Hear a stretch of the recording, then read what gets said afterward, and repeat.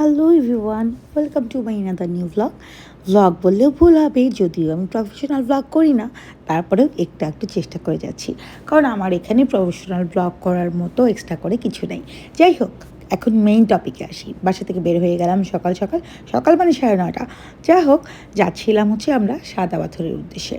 বান্ধবীকে রেখে যাচ্ছিলাম, তাই মনটা একটু খারাপ, কিন্তু কি আর করা, অসুস্থ, ওকে আর জোর জবরদস্তি করবো না। এই তো আমরা দুজন মিলে হাসাহাসি করতে করতে বের হয়ে গেলাম বাসা থেকে। আর এখান থেকে চলে যাব সিএনজি স্ট্যান্ডে, দেন হচ্ছে একটা সিএনজি নিয়ে আমরা রওনা হয়ে যাব সাদা পাথরের উদ্দেশ্যে। যেতে 1.5 আওয়ার টাইম লাগে, 1 থেকে 1.5 ঘন্টার মতো সময় লাগে, 1.5 ঘন্টার মতোই লাগে ট্রুলি। একদম মানে ঠিকঠাক মতো যদি একটা সিএনজি নিয়ে আপনারা যান, 1.5 ঘন্টা সময় লাগে, মানে আমার বান্ধবীর বাসা থেকে। যাই হোক, তো সাদা পাথরের উদ্দেশ্যে রওনা হয়ে গেলাম আমি, আমার হাব্বি, আমার ছোটো গুলুস ভাইয়া, আর হচ্ছে আমার বান্ধবীর বেবি আদিব সোনা। এই তো তারপরেই তো আমরা সিএনজি করে যাচ্ছিলাম আর দেখছিলাম সুন্দর সবুজ সবুজ সবুজ, দেখতে খুবই ভালো লাগছিল, যেহেতু আমরা এরকম ন্যাচারের সাথে ইউজ টু না, তো আমার কাছে খুব ভালো লাগছিল। আর সবুজ জিনিসটা কিন্তু সবসময় অনেক বেশি আই সুদিং হয় আর চোখের জন্য অনেক ভালো। আর আমি তো নেচার প্রেমী মানুষ, তাই আমার গাছগাছালি, এই ছোটো ছোটো টিলা, চা বাগান, এগুলো ভালো লাগছিল। তবে ভাইয়া বলছিল যে এই সিজনটাতে যেরকম দেখছো, তার চেয়ে তো বেশি সুন্দর সবুজে ঘেরা থাকে বর্ষাকালে, অনেক অসাধারণ থাকে। যেখানে যাচ্ছি সেখানে জাফলংয়ে বলো, এই চা বাগানগুলো বলো, সব কিছু হাওর বাওর সব কিছু পানিতে ভরপুর থাকে, গাছগাছালিগুলো একদম গ্রিন গ্রিন আর গ্রিন থাকে। তো অবশ্যই সেই সময়টাতে আসবে। বললাম আর হয়েছে সময় করা আমার, এই 2-2.5 বছর ধরে ঠেলতে ঠেলতে এবার কি মনে করে চলে আসছি। আর এসেই তো আটকে গেছি, ভেবেছিলাম 3 দিন থাকবো, 3 দিনের জায়গা কতদিন থেকে গেলাম। যাই হোক, এই সেই করতে করতে চলে আসলাম। তো আসার পর এখানে দেখি প্রচুর রোদ, ও মাই গড, এত রোদ, স্কিনে সান টান পড়বেই পড়বে, কোনো ভুল নাই। তারপরে এসেই দেখলাম এখানে ছোটো ছোটো এরকম সব দোকানগুলো এখনও খুলে সারেনি। তো এই সব দোকানে পাওয়া যায় যে এরকম টুকিটাকি জুয়েলারি, বিভিন্ন রকম ইন্ডিয়ান কিছু পণ্য, ক্যাপ, পাখা, তারপর জুয়েলারি বক্স, এসেটা বিভিন্ন রকম ইন্ডিয়ান যেগুলো থাকে, চকলেট টকলেট হাবিজাবি, এইগুলো। তো আমি তেমন একটা কিছু কেনার পেলাম না। আমার কাছে মনে হলো ক্যাপগুলো খুব জরুরি, বাচ্চাদের জন্য 2টো, আমার জন্য একটা, আর একটা পাখা আমি নিয়ে নিলাম, আর একটা বেতের জুয়েলারি বক্স পেয়ে গেলাম সেটা। দেন হচ্ছে বেবিদেরকে নিয়ে টুকটুক করে নামছিলাম। আর নামতেই মনে হচ্ছিল যে এটা তো দেখতে আমাদের সেই সিরাজগঞ্জের কাজীপুর নৌকাঘাটের মতো। তো যাই হোক, অনেক মজা করে নামছিলাম। আর এই নদীটার একটা নাম আছে, নামটা ভুলেই গেছি। এই নদীর এখানে নাকি পর্যটক কেন্দ্র হওয়ার আগে এখানে নাকি কোটি কোটি টাকার বিজনেস হতো। এইখানকার ছাড়াও নাকি আরও আশেপাশকার জেলার লোকজন এসে এখানে কাজ করতো, অনেক মানুষের কর্মসংস্থান হতো। এখনও হয়, তবে আগের মতো অতটা না, অনেক কম। আর হচ্ছে তো এখান থেকে বিভিন্ন জায়গায় পাথর সাপ্লাই হয়, এই হচ্ছে বিষয়। তো যাই হোক, এগুলো বলছিল। আর নদীটার নামটা ভুলে যাওয়ার জন্য সরি। যাই হোক, কেউ যদি জেনে থাকেন অবশ্যই কিন্তু একটু কমেন্ট করে জানিয়ে দেবেন। তারপর আসার পরে মনটা ফুরফুরেই ছিল, বেবিটাও দেখছেন ফুরফুরে হেঁটে হেঁটে যাচ্ছে। আর আমরা সত্যিকার অর্থে এখানে এসে 9 দিন যাবৎ এই পরিমাণভাবে বান্ধবী আমাদেরকে আষ্টে পাষ্টে খাওয়াচ্ছে, আর আমরা এই পরিমাণ বাইরের খাবার খাচ্ছি, ভাজাভুজি, ও মাই গড, ওজন তো বেড়ে একদম ডাবল হয়ে গেছে। যা বা ডায়েট করে কমিয়েছিলাম, এখানে এসে বেড়ে গেছে। ভেবেছিলাম 3 দিন থাকবো, থেকে গেলাম কতদিন। যাই হোক, তারপরে এদিকে আবার বোট নাকি ভাড়া করতে ওই কর্নারে টিকিট কাটতে যেতে হয়, আপস অ্যান্ড ডাউন।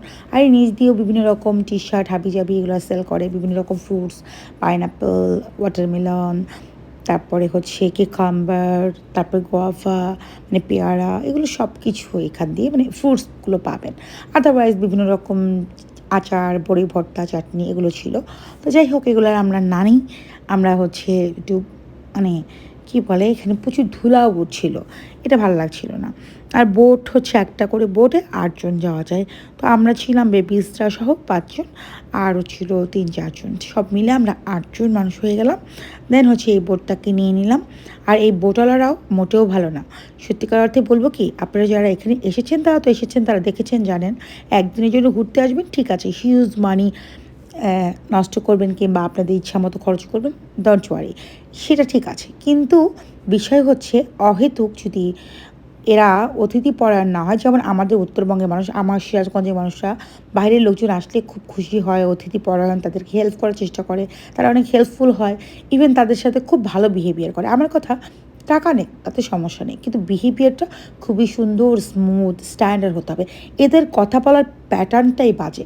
মানে কথা শুনলেই কেমন জানি মুড খারাপ হয়ে যায়। আমার তো মনে হয় থেকে থেকে যে কী থুয়ে কী করব আমি নিজেই বুঝে পাই না।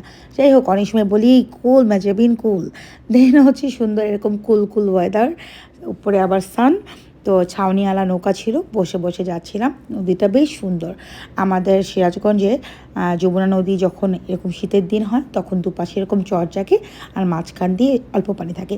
এই নদীটা মোটেও খরস্রোতা না, অল্প পানি ছিল। ভাইয়া বলছিল বর্ষাকালে পানিটা বেশি হয়, এই সময়টাতে এরকম অল্পই থাকে। তো খারাপ লাগছিল না, দেখতেই পাচ্ছেন অনেক বেশি রিফ্রেশিং মোডে আছি।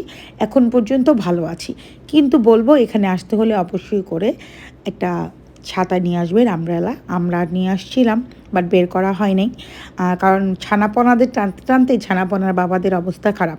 আর আমি বাবা ছানাপোনা টানাপোনা টানাটানি করতে পারি না। যাই হোক, তবে ওয়েদারটা অনেক ভালো লাগছিল, সুন্দর একটা শুভ্র ওয়েদার, একদম অসাধারণ সুন্দর ঝিরঝিরে বাতাস ছিল, প্রচণ্ড রোদের তীব্রতা। এখন এখানে আসলে সানস্ক্রিন, সানব্লক অবশ্যই মেখে আসবেন। এটা আবার আমি না বলে দিলে কিন্তু ভুল হয়ে যাবে, তাই একটু বলে দিলাম। আমি যদিও মেখে আসতে ভুলে গেছি সানস্ক্রিন, সানব্লক, তবে আপনারা কিন্তু আসতে হলে অবশ্যই মেখে আসবেন, নতুবা কিন্তু সব শেষ, আমার মতো সানট্যান পড়বে।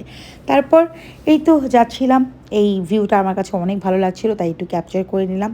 আর এই দেখেন দূর থেকে দেখা যাচ্ছে ছোট ছোট পাহাড়ের মতো, আর ও পাশটাতে কিন্তু বর্ডার দেখছেন কি কী পরিমাণ রোদ ডে টাইম, তারপরে কিন্তু আকাশে মেঘ, আবার কেমন যেন কুয়াশা। তো এই জিনিসগুলো না আমাকে অনেক টানে, মানে ন্যাচারাল জিনিসগুলো আমাকে ভালোই লাগে আমার কাছে সব সময়।